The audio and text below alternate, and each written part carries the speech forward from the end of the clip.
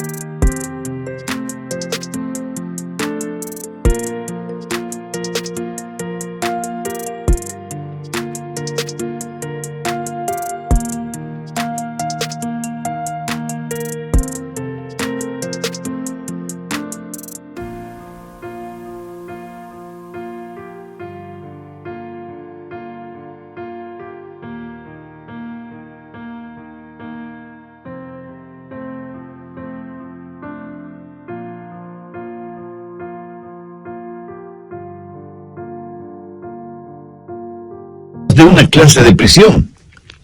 Barras metálicas pueden hacer una prisión, pero hay otras cosas que forman prisiones, y muchos de ustedes están viviendo en mazmorras de desesperación. Otros están encerrados tras murallas de resistencia y rebeldía. Hay unos cuantos más encadenados a circunstancias adversas con grilletes de miedo. Así que, lo ve, hay más de una clase de prisión. Y lo que Pablo dice aquí es tan increíblemente relevante que no podemos pasarlo por alto. Él sabía que no podía salir de esa cárcel romana y decidió, por así decirlo, remodelar el lugar, no en lo exterior, sino en lo interior.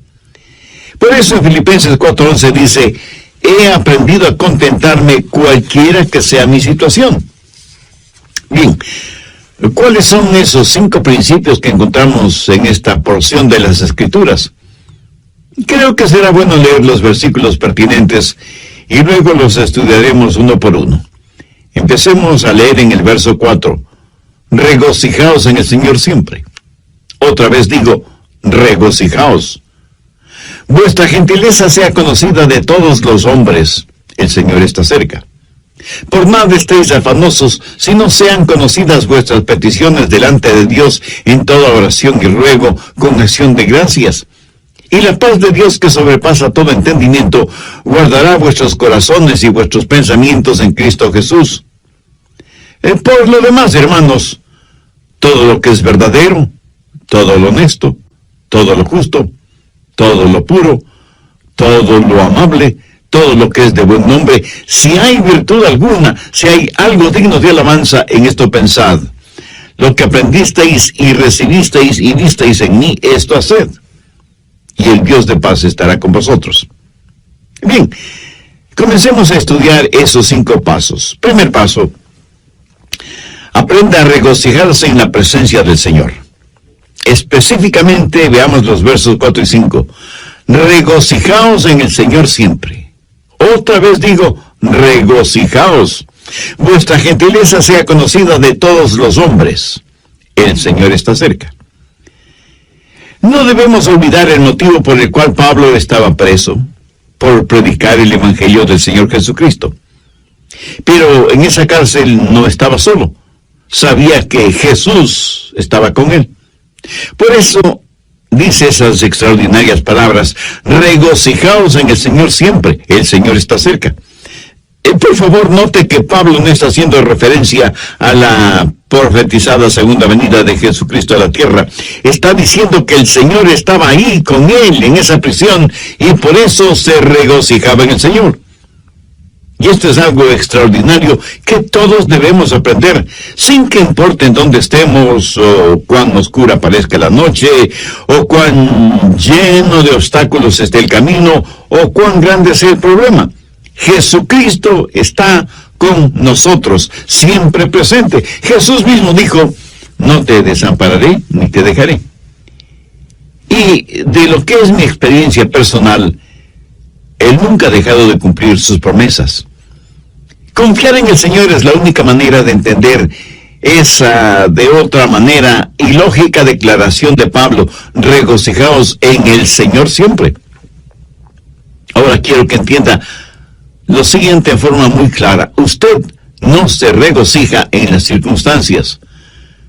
¿Cómo puede regocijarse si está en la cárcel y su compañero de celda es un hombre totalmente depravado, y el calabozo es frío, húmedo, maloliente, infestado con ratas? No, usted no puede regocijarse en esas circunstancias. Usted se regocija en la realidad de que nada puede separarle del amor de Dios que es en Cristo Jesús. El apóstol Pablo, cuando escribió a los creyentes en Roma, les dijo, ¿quién nos separará del amor de Cristo? ¿Tribulación, o angustia, o persecución, o hambre, o desnudez, o peligro, o espada? Como está escrito, por causa de ti somos muertos todo el tiempo. Somos contados como ovejas de matadero. Antes, en todas estas cosas, somos más que vencedores por medio de aquel que nos amó. Por lo cual estoy seguro que ni la muerte, ni la vida, ni ángeles, ni principados, ni potestades, ni lo presente, ni lo porvenir, ni lo alto, ni lo profundo, ni ninguna otra cosa creada nos podrá separar del amor de Dios que es en Cristo Jesús, Señor nuestro. Nuestro gozo en el Señor debe ser continuo, no esporádico. Por eso Pablo dice, regocijaos en el Señor siempre. Y eso literalmente significa todo el tiempo, cada día, cada semana, cada mes, cada año, cada segundo. Y no debido a las circunstancias, sino a pesar de las circunstancias. No olvide que Pablo escribió estas palabras estando en una prisión. El gozo en el Señor debe ser como un termostato, no como un termómetro. El termómetro registra las condiciones. El termostato regula o controla las condiciones. Se dice que la felicidad está relacionada con el termómetro. Si usted está relativamente bien, se siente feliz. Pero cuando la temperatura sube, se siente infeliz. Su concepto de felicidad es como una montaña rusa, unas veces arriba y otras veces abajo. ¿Por qué? Porque su felicidad depende de las circunstancias. En cambio, el verdadero gozo en el Señor es constante porque Jesucristo no cambia. ¿Sabe lo que debemos aprender a hacer? Practicar la presencia del Señor en todos los niveles de nuestra vida, en el hogar, en los negocios, en la iglesia, en los deportes, en nuestra vida política y social, y en fin, en todas partes. Y cuando digo practicar la presencia del Señor, quiero decir el entender, el saber que Él está ahí a pesar de todo y sobre todo. Dios no quiere ser como un termómetro en nuestra vida, Él quiere ser como un termostato. Por favor, busque el libro de Habacuc. Está casi al final del Antiguo Testamento, antes de Sofonías, Ageo, Zacarías y Malaquías, que son los últimos 4 libros del Antiguo Testamento. Habacuc, capítulo 3. Los versos 17 y 18.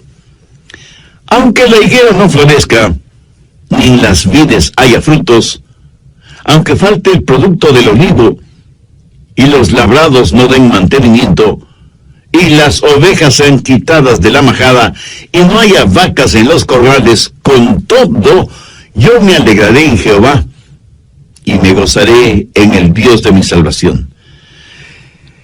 Si usted no tiene gozo permanente en su corazón, es porque Jesús no es real para usted. No importa que usted esté muy enfermo físicamente o abatido espiritualmente, Jesús siempre está junto a usted. Y si usted no lo siente cercano, no es culpa de Jesús, es culpa únicamente suya. Jesucristo, cuando estuvo a pocos días de su muerte en la cruz del Calvario, habló de este gozo. Por favor, busque el Evangelio de Lucas, capítulo 10, verso 21.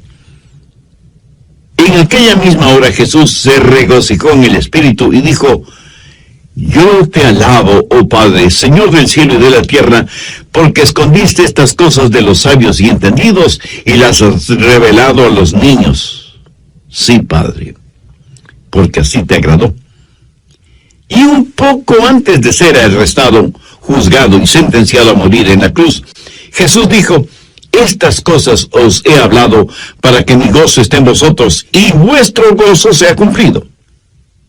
Veamos lo que dice el Salmo 16:11. Me mostrarás la senda de la vida, en tu presencia y plenitud de gozo. Eso es lo que, en síntesis, Pablo está diciendo.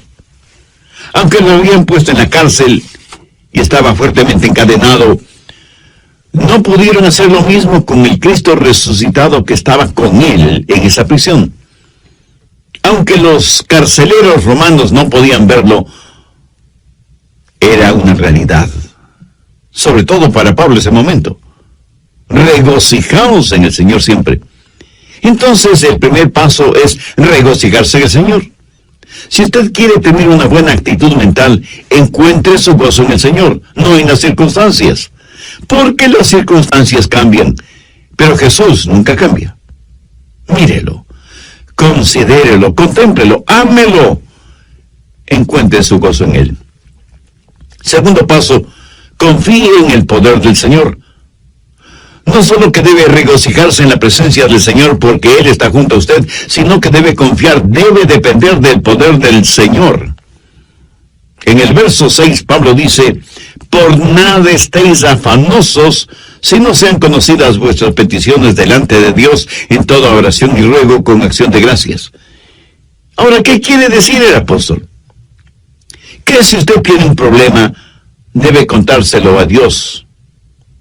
Y ya sé que algunos de ustedes inmediatamente me estará diciendo: pero pastor, si es verdad que Dios lo sabe todo, ¿por qué debo contarle mi problema? Mi amigo, usted le cuenta sus problemas a Dios para beneficio suyo, no de Dios. Cuando usted le cuenta su problema, está demostrando que depende del poder de Dios para solucionarlo, y no de su propia sabiduría o fortaleza. Además, note que Pablo dice que debemos hacer conocer nuestros problemas a Dios en oración y ruego con acción de gracias. O sea, usted no está simplemente informando a Dios sobre sus problemas, sino que los presenta como parte de su oración y ruego, agradeciendo a Dios que le está escuchando. No viva extremadamente preocupado por nada. Una de las emociones más devastadoras que puede atacarle es la preocupación. Ya lo he mencionado en otros mensajes, pero creo que bien vale la pena repetirle este momento. La preocupación hará en su mente lo mismo que la arena hace en un motor. Lo destruye. Si usted es dado a la preocupación extrema, no es nada mejor que un alcohólico, un drogadicto, un fumador o un jugador. La misma palabra preocupación conlleva la idea de división, de algo que se desgarra.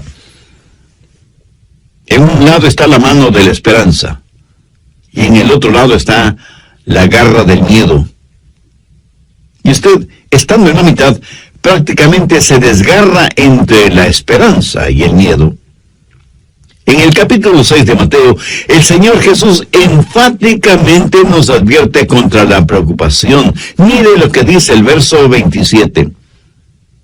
¿Y quién de vosotros podrá, por mucho que se afane, añadir a su estatura un codo?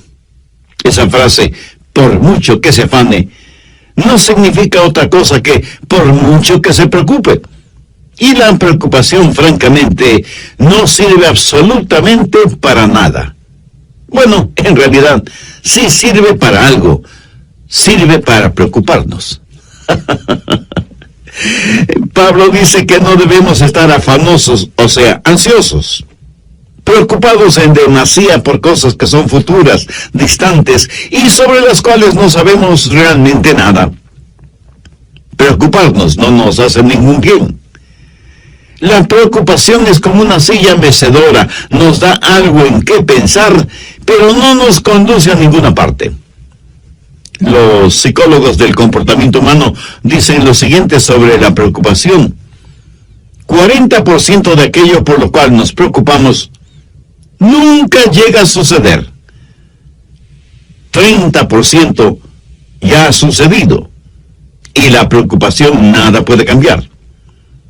12% es una preocupación innecesaria para usted. 10% de nuestras preocupaciones son de variada índole, por lo cual no necesitamos preocuparnos. Y solo, escuche, solo el 8% del resto se podría considerar digno de preocupación. Pero aún este grupo se subdivide en dos categorías: los que pueden hacer algo al respecto y los que no pueden hacer absolutamente nada. Ahora, si usted puede hacer algo al respecto, pues hágalo. Y deje de preocuparse. Y si no puede hacer nada, su preocupación no va a cambiar nada. Así que deje de preocuparse. Por cada mal debajo del sol, o hay una cura o no lo hay. Si la hay, búsquela hasta encontrarla. Y si no la hay, pues mi amigo, olvídese del asunto. Jesús dijo que nadie puede añadir ni un centímetro a su estatura por medio de la preocupación. Ese gran escritor norteamericano que fue Mark Twain dijo: soy un hombre viejo que he tenido muchas preocupaciones, la mayoría de las cuales nunca sucedieron. La preocupación es inútil y hasta una pérdida de tiempo. Mire lo que Jesús dijo en Mateo 6:34. Así que no os afanéis, o sea, no os preocupéis por el día de mañana, porque el día de mañana traerá su afán, o sea, su propia preocupación. Basta cada día su propio mal. Lo cual quiere decir que cada día llega con su propia carga de preocupaciones. La preocupación no elimina los sinsabores del mañana, más bien los aumenta. Y al mismo tiempo nos quita el gozo de hoy. Cubre con nubes el sol de nuestra alegría y siembra de espinas y abrojos el sendero de nuestras esperanzas. No nos ayuda a enfrentar el mañana, porque Dios nos da la fortaleza para hoy. Cuando usted trae los problemas de mañana, sobrecarga su hoy. Y cuando usted llega al mañana, usted no está más listo de lo que estuvo hoy. Y la preocupación se vuelve el interés en problemas prestados. Además, usted llega al mañana menos preparado de lo que estuvo hoy y llega sin aliento porque trató de vivir el hoy en la fortaleza del mañana. Y al hacerlo, sobrecargó su hoy con las preocupaciones de su mañana. Y no me pida que lo repita todo eso, porque no podría hacerlo. Y no faltará quien esté pensando ahora mismo: Pastor Rogers, ¿qué sabe usted de eso? Seguramente nunca ha tenido problemas ni preocupaciones. Mi amigo, permítame decirle lo siguiente. Si pudiera poner sus problemas en un montón y mis problemas en otro montón, y le diera a escoger qué montón quisiera usted tener, le aseguro que sin ninguna duda usted escogería su propio montón. Espero que me haya entendido. Y permítame decirle algo más. Esto de por nada estéis afanosos si no sean conocidas vuestras peticiones delante de Dios, no lo escribí yo, sino el apóstol Pablo, por inspiración divina. Así que la cura, el remedio para los afanes y preocupaciones, es sencillamente el orar a Dios, que está junto a usted y que nunca le dejará. Oración que le dará poder, provisión y paz. En una revista encontré el siguiente pequeño artículo y dice: me encontré con Dios en la mañana cuando comenzaba el día, cuando su gloria llegaba hasta mi pecho con la salida del sol. Durante todo el día su presencia estuvo conmigo y juntos navegamos en mares tranquilos y tumultuosos. Otros barcos fueron azotados y barridos por la tormenta, pero los mismos vientos que ellos enfrentaron se transformaron en suave brisa frente a nuestro barco, porque Él estaba conmigo. Y pensé en otras mañanas, con gran remordimiento, cuando aflojé las amarras y me alejé de su presencia. Así que creo que conozco el secreto aprendido en el sendero de los problemas. Hay que buscar a Dios en la mañana, si queremos que Él esté con nosotros durante todo el día. Abra la puerta de cada mañana con oración. Si algo es lo suficientemente grande como para preocuparle a usted, también es lo suficientemente grande delante de Dios y Él le ayudará. Mi amigo, no piense que hay cosas demasiado pequeñas o insignificantes como para dárselas o decírselas a Dios. Ore a Dios por todo y en todo tiempo. Se cuenta de un misionero en África que un día se encontró frente a un voraz león y oró y pidió a Dios que le librara de las garras y fauces de ese león. Y Dios así lo hizo. Esa noche en su casa, él trató de dormir, pero un mosquito lo mantuvo despierto toda la noche. A la mañana siguiente, él tenía profundas ojeras por el hecho de haber estado despierto toda la noche. Ese mismo momento, el Espíritu Santo habló a su corazón diciéndole: pediste al Padre que te librara del león, pero pensaste que podías enfrentar al mosquito por ti mismo, y perdiste la batalla, ¿verdad? Piénselo. Porque esto nos sucede a todos. Creemos que necesitamos a Dios para las cosas grandes, pero no para las cosas pequeñas. Esas las podemos manejar nosotros mismos. ¡Qué tremendo error! Por nada estéis afanosos, si no sean conocidas vuestras peticiones delante de Dios en toda oración y ruego con acción de gracias. Algunos dicen: pastor, es que yo no quiero molestar a Dios con cosas insignificantes. Y yo a la vez tengo que preguntarle: ¿y si son insignificantes, por qué se preocupa tanto por ellas? ¿Hay algo que sea demasiado grande o demasiado pequeño para Dios? ¿Sabe cuál es en realidad nuestro mayor problema? El dejar a Dios fuera de nuestros problemas. Tercer paso: medite en la provisión del Señor. Cuando pedimos a Dios que nos ayude, debemos hacerlo con una actitud de agradecimiento. Pablo termina el verso 6 con las siguientes palabras: con acción de gracias. Ahora, si usted le pide más a Dios, pero no le agradece por lo que ya le ha dado, yo no creo que sus oraciones serán contestadas como usted quisiera que le contestaran.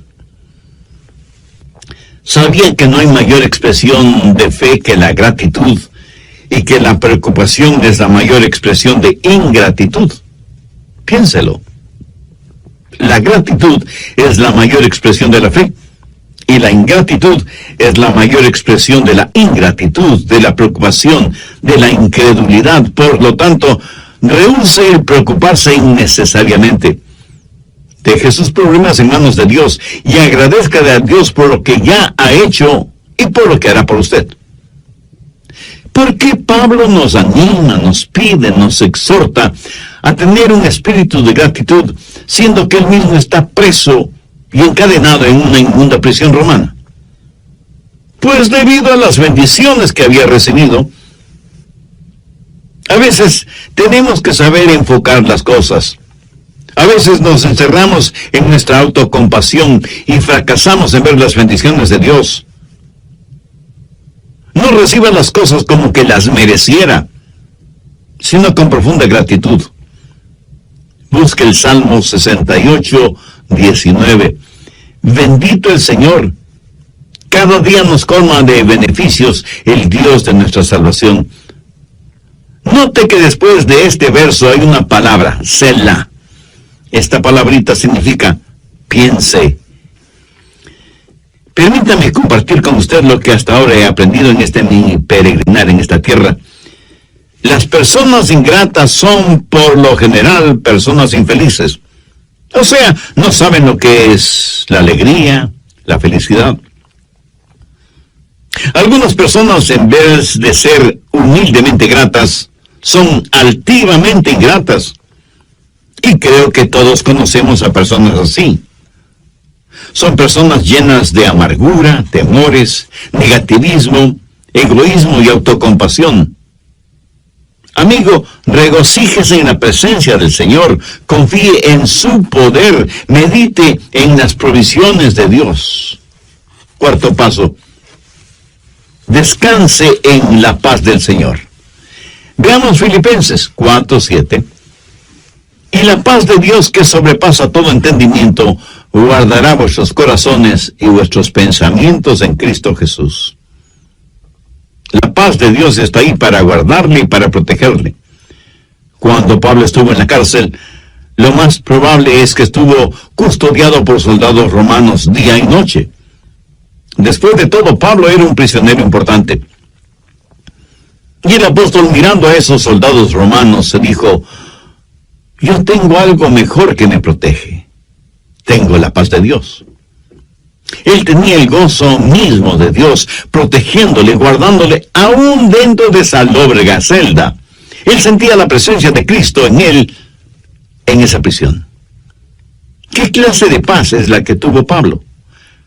La paz de Dios. Y esta no es una paz provista por las circunstancias. Las circunstancias que ese momento rodeaban a Pablo podían ser cualquier cosa menos portadoras de paz. La paz de Dios no es la eliminación de los problemas en la vida, sino el aumento del poder para entender esos problemas. Usted no mantiene esa clase de paz. Esa paz lo mantiene usted. La paz de Dios está muy por encima de lo que podemos entender. No está encerrada en una botella de licor, ni en una hipodérmica con droga. Un doctor no se la puede recetar. Un psicólogo no se la puede proporcionar. Un amigo no se la puede brindar. Lo académico no se la puede enseñar. La religión no se la puede otorgar. Y ninguna ley se la puede dar. Usted la obtiene directamente de Dios. El Señor Jesús dijo: la paz os dejo, mi paz os doy. Yo no os la doy como el mundo la da. No se turbe vuestro corazón ni tenga miedo. Mi amigo, esa es nuestra herencia. La paz que el mundo no puede dar es la paz que el mundo no nos puede quitar. Encuentre su paz en Jesús. En Isaías 26:3 leemos: tú guardarás en completa paz aquel cuyo pensamiento en ti persevera, porque en ti ha confiado. Quinto paso: reflexione en los propósitos de Dios. No sería nada raro que usted esté pensando: ¿y cuál es el propósito de Dios para mí? Bueno, la respuesta está en Filipenses 4:8. Por lo demás, hermanos, todo lo que es verdadero, todo lo honesto, todo lo justo, todo lo puro, todo lo amable, todo lo que es de buen nombre, si hay virtud alguna, si algo digno de alabanza, en esto pensad. Usted puede escoger sus pensamientos como escoge a sus amigos, o sea, podemos y debemos ser selectivos tanto en lo que permitimos entrar en nuestra mente y en los amigos que tenemos. Si usted quiere poner en su mente basura intelectual o religiosa o moral, pues está en la libertad de hacerlo. Pero el otro lado de esa moneda es que si usted quiere poner en su mente pensamientos honestos, justos, puros, agradables y positivos, está también en la libertad de hacerlo. ¿Cómo puede pensar en todo lo que Pablo dice en el verso 8? ¿Cómo puede dejar de pensar en las cosas incorrectas? Pues pensando en las cosas correctas. Sencillo, ¿no le parece? Ya lo he dicho varias veces que Dios nos ha hecho en tal forma que es imposible que tengamos dos pensamientos diferentes al mismo tiempo en nuestra mente. Así que, si está pensando lo que debe estar pensando, no tendrá tiempo para estar pensando en lo que no debe estar pensando. Mi amigo, ese es el mejor remedio para los malos pensamientos. Si usted está pensando en las cosas correctas, le aseguro que le será imposible pensar en las cosas incorrectas al mismo tiempo. Ahora, Pablo no está hablando acerca de hechos, sino acerca de la verdad, de la honestidad, de las cosas que son puras, que no son torcidas. No se solace mirando pornografía y toda clase de cosas impuras, lujuriosas, sexuales. Dios es un Dios que nos ha creado con la capacidad para apreciar la pureza, la belleza. Es increíble que la gente puede estar rodeada de cosas hermosas, pero no las ven. Y si las ven, no las aprecian. Escuché de un pequeño niño y de un anciano pastor que estaban contemplando el Gran Cañón del Colorado en los Estados Unidos. De paso, debo decir que esta impresionante formación rocosa es una de las maravillas naturales del mundo. El anciano pastor le escribió a su esposa y le dijo: hoy he visto la mano creadora de Dios. He visto la paleta de colores de Dios y cómo sus dedos han esculpido semejante maravilla. Y con expresiones semejantes, describió para su esposa la impresión de haber visto el Gran Cañón. Mientras tanto, el pequeño niño le escribió a su mamá y simplemente le dijo: ¿sabes qué, mamá? Hoy escupí en el Gran Cañón y mi saliva viajó casi 2 kilómetros hacia abajo. ¿Lo ve? Usted puede estar rodeado de belleza y no verla. Pablo dice: todo lo que es de buen nombre.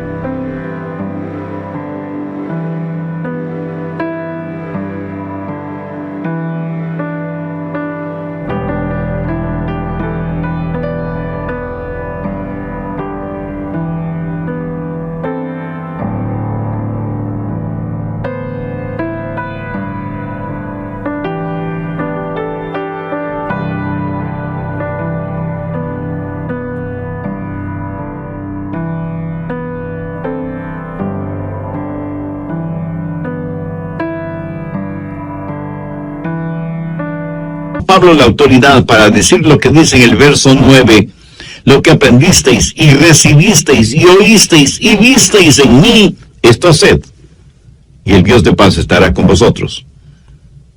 Mi amiga, mi amigo, si usted sigue estos 5